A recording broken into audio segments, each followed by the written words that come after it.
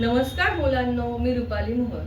तुम्हाला जर मॅथ्स विषयाची मनातील भीती घालवायची असेल आणि मॅथ्समध्ये छोट्यात छोटा डाऊट क्लिअर करायचा असेल तर प्लीज आपल्या चॅनलला लाईक, शेअर आणि सबस्क्राईब करा व बेल आयकॉन प्रेस करायला विसरू नका. आज आपण इंटिजर्स या विषयावर काही चर्चा करणार आहोत. अगदी 5वी 6वी ते हायर स्टडीज पर्यंत उपयोगी पडणारा चॅप्टर म्हणजे इंटिजर्स. चला तर मग वेळ न घालवता आपण आजच्या व्हिडिओला सुरुवात करूया. मला सांगा मुलांना, 0 पेक्षा लहान संख्या असते का हो? तर हो, असते. त्यालाच तर म्हणतात इंटिजर्स. इंटिजर्समध्ये 0, पॉझिटिव्ह नंबर, निगेटिव्ह नंबर असे तीनही समाविष्ट असतात. ही आहे नंबर लाईन. नंबर लाईनच्या सेंटरला असतो 0. 0च्या राईट हँड साईडला सगळे पॉझिटिव्ह इंटिजर्स असतात आणि 0च्या लेफ्ट हँड साईडला सगळे निगेटिव्ह इंटिजर्स असतात. मुलांच्या मनात असंख्य प्रश्न असतात. नक्की इंटिजर म्हणजे आहे तरी काय? पॉझिटिव्ह इंटिजर म्हणजे काय? निगेटिव्ह इंटिजर म्हणजे काय? साईन नंबरच्या कुठल्या साईडला असतं? तर आजच्या आपल्या या व्हिडिओत तुमच्या प्रत्येक शंका क्लिअर होणार आहे. मला सांगा, नंबर लाईनला एन असतो का हो? तर नाही. नंबर लाईन ही दोन्ही साईडला एक्सपांड होते एंडलेसली. आज आपण काही की पॉइंट्स पाहणार आहोत, त्याच्यामुळे तुमच्या मनातील इंटिजर बद्दलची सगळ्या शंका दूर होणार आहे. त्यातला पहिला पॉइंट आहे 0. 0 म्हणजे सेंटर नंबर. 0ला साईन असतो का मुलांना? तर नाही. 0 हा साइनलेस असतो. 0लाच नंबर लाईनचा ओरिजिन पॉइंट म्हणतात. ओके. सेकंड की point, right hand side of the number line. Right hand साईडला सगळे पॉझिटिव्ह इंटिजर्स असतात. For example +1, +2, +3, +4 etcetera. तुम्ही म्हणाल टीचर, तुम्ही तर म्हटले राईट नंबर्स असतात, सगळे पॉझिटिव्ह इंटिजर्स असतात राईट हँड साईडला, तर मग त्याचं साईन कुठे? तर मित्रांनो, नंबरच्या लेफ्ट हँड साईडला साईन असतं, पण जर तो इंटिजर पॉझिटिव्ह असेल तर साईन देण्याची काहीही गरज नाही. इन केस जर तुम्ही लिहिलं +1 तर ते चुकीचं नक्कीच नाही, पण नाही लिहिलं तरी तो पॉझिटिव्ह इंटिजर्स असतो. थर्ड की point, left side of the number line. Left hand साईडला निगेटिव्ह इंटिजर्स असतात, त्याला मात्र साईन द्यावेच लागतं. For example -1, -2, -3, -4 and -5. लास्ट की point of the number line is sine of a number. म्हणजेच प्रत्येक नंबरच्या लेफ्ट हँड साईडला त्याचं साईन असतं. मी तुम्हाला काही उदाहरणं देते. For example +4. आता तुम्हाला मी 2 मिनिटापूर्वी सांगितलं, पॉझिटिव्ह इंटिजरला साईन दिलं तरी चालतं, नाही दिलं तरी चालतं. मग ते आपण असं लिहितो +4 और only 4, no sign. But no sign means positive integer. -5. Minus चिन्ह हे बघा या 5च्या लेफ्ट हँड साईडला आहे. -5, -10, +2 एक्सेट्रा. कितीही काही म्हटलं तर इंटिजर बद्दलचं कन्फ्युजन मनात असतं. पॉझिटिव्ह साईन द्यायचं, निगेटिव्ह द्यायचं, ॲडिशन करायची, सबट्रॅक्शन करायची, नक्की करायचं तर काय करायचं?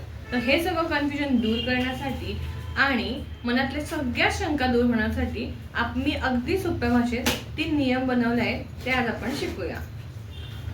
त्यातलाच rule number 1, while doing addition, when both numbers are positive numbers, just add both numbers and give positive sign to the answer. म्हणजेच काय? जेव्हा ॲडिशन करताना दोन्ही नंबर पॉझिटिव्ह असतात, तेव्हा नंबरची ॲडिशन करायची आणि आन्सर येईल त्याला पॉझिटिव्ह साईन द्यायचं. उदाहरणार्थ +4. बघा इथे 4च्या लेफ्ट हँड साईडला काहीच साईन नाही, म्हणजे तो प्लस आहे, पॉझिटिव्ह आहे. +4 plus +5, 4 + 5 9. There is no answer to the left side. म्हणजेच काय? दोन्ही नंबर पॉझिटिव्ह आहेत, तर मी त्यांची ॲडिशन केली आणि आन्सरला पॉझिटिव्ह साईन दिलं. +9 म्हणजेच पॉझिटिव्ह 9. तुम्ही असंही लिहू शकता, +9. ओके. सेकंड एक्झाम्पल +2 +10 म्हणजे positive 2 plus positive 10 is equal to positive 12. हे तुम्ही असंही लिहू शकता.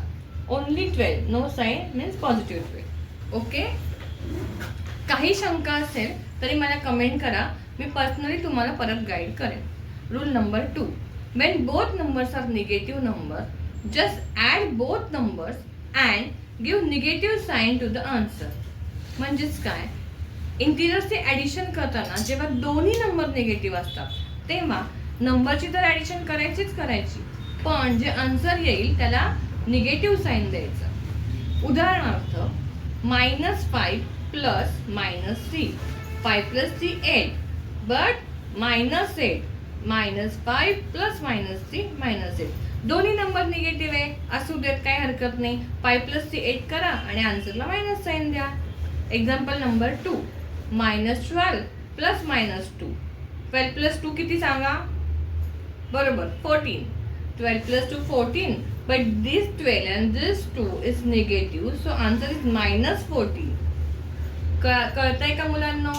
काही प्रॉब्लेम असेल तर प्लीज कमेंट करा, आपण तो दोघं मिळून सोडूया. Rule number 3, Wien. हा नियम अतिशय महत्त्वाचा आहे, इथेच सगळी मुलं कन्फ्यूज जास्त होतात. Wien one number is negative and one number is positive, subtract smaller number from bigger number and give bigger number sign to the answer. आता म्हणजे काय, ॲडिशन करताना, इंटिजर्सची ॲडिशन करताना जेव्हा एक नंबर पॉझिटिव्ह असतो, एक नंबर निगेटिव्ह असतो, तेव्हा छोट्या नंबरला मोठ्या नंबरमधून मायनस करायचं, सबस्ट्रॅक्ट करायचं आणि जो मोठ्या नंबरचं साईन असतं त्या आन्सरला द्यायचं. म्हणजेच काय बघा, आपण हे उदाहरण घेऊन समजून घेऊया.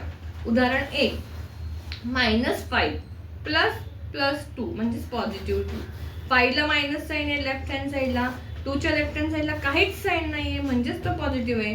म्हणजे अपोजिट साईन आहे, एक निगेटिव्ह एक पॉझिटिव्ह. Then subtract 2 from 5. 5 - 2 किती येतात? 3. But give bigger number sign to the answer. हा आपला रूल आहे. So 5 is bigger. There is minus sign to the answer, to the number. So give minus sign to that answer. कारण 5 हा number मोठा आहे, त्याला मायनस साईन आहे, म्हणून 5 2 वजा केले आणि मोठ्या साईनचं म्हणजे 5चं निगेटिव्ह साईन आन्सरला दिलं. ओके. Example number 2, 10 plus -6. मला सांगा 10 ला कुठलं साईन आहे? पॉझिटिव्ह. 6 ला कुठलं साईन आहे? निगेटिव्ह. म्हणजे अपोजिट साईन आहे. 1 प्लस 1 निगेटिव्ह आहे. मग तेव्हा काय करायचं? सबस्ट्रॅक्ट स्मॉलर नंबर म्हणजे 6 हा 10 मधून मायनस करायचा आणि मोठ्या नंबरचं मोठ्या नंबरचं साईन आन्सरला द्यायचं. 10 - 6 4. पण इथे मोठा कोण आहे? 10 आहे. 10 ला साईन कुठलं आहे? पॉझिटिव्ह आहे. किंवा आपला आन्सर आलं +4. हा तुम्ही असाही लिहू शकता, असाही लिहू शकता. ओके.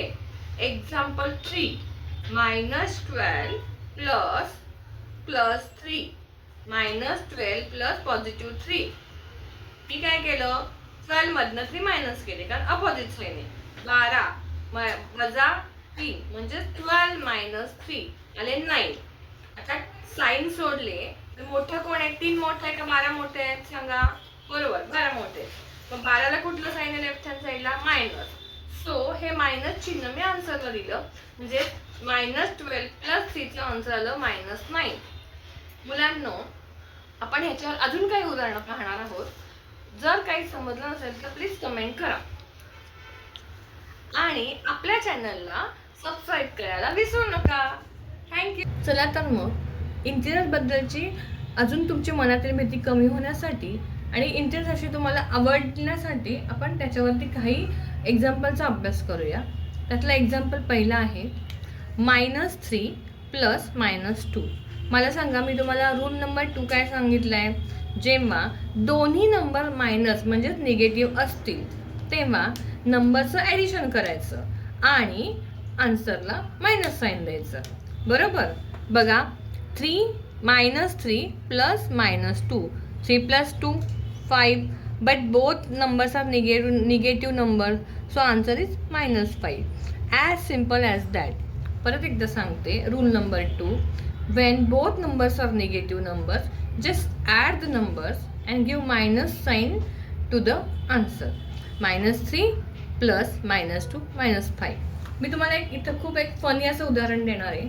तुमची एक्झाम आहे आणि तुम्ही कॉपी केली एक्झाममध्ये, तुमचे -3 झाले मार्क्स आणि तुम्हाला टीचरनी बजावून सोडून दिलं की तुमचे -3 झालेत, पण जर तू आता परत काय केलं, परत तुला पनिशमेंट म्हणून मायनस मार्क्स मिळतील. तरी पण काही वेळाने तुमच्या मित्राने तुमच्याकडं पेन मागितलं, सो बोललात तुम्ही पेपर दरम्यान म्हणून परत -2 झाले. म्हणजे एका विद्यार्थ्याचे कॉपीसाठी 3 मार्क्स मायनस झाले आणि बोललात म्हणून -2 झाले. एकूण किती मार्क्स मायनस झाले? -5. As simple as that.